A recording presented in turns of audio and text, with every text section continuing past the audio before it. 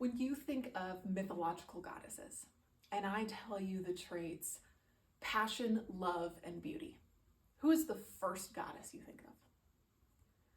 In a lot of cases, it's Aphrodite or Venus, which is the Roman and the Greek equivalent.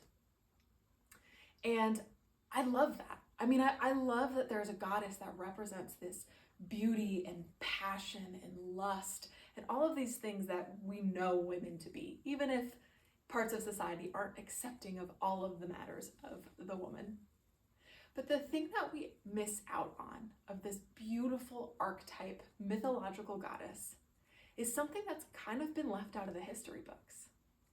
Now, the women of Sparta, they knew it because they represented her in their sculptures and their paintings, and they always represented her with a weapon because Aphrodite is a warrior goddess.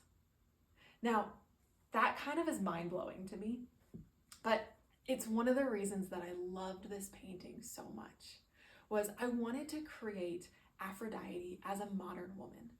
And as a modern woman, she is presented in the ocean, and I didn't want her to be like magically coming out of the water, but just of the water, because Aphrodite actually means from the foam of the sea.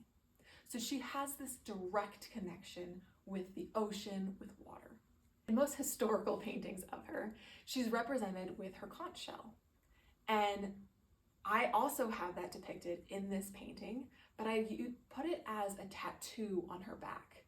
It's very light, not super noticeable. You kind of have to get close up to the painting or take a couple extra minutes to notice this, but it's one of those elements of Aphrodite that feels important to her story.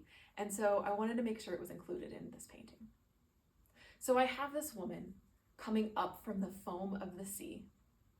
I have her with her shell attached to her body so she can never lose it. And I have her back turned to us so that we don't really know who she is.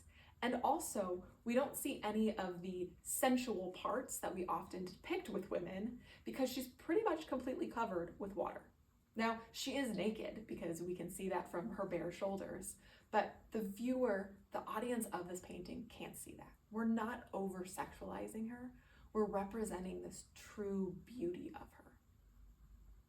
The last part of this painting was I put her in mostly shadow. So she's backlit by the sun.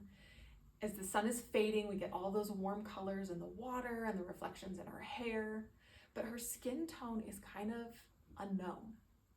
And I wanted to do this on purpose, that she wasn't necessarily the white woman that we always associate with Aphrodite or Venus, but it's not 100% sure that she is Black or Native American or Latino or Indigenous or anything else. I wanted to try and keep her race a little bit of a mystery because I thought it was important that we all be able to recognize ourselves in Aphrodite, that the love and lust and passion and beauty and warrior is a part of all of us as women.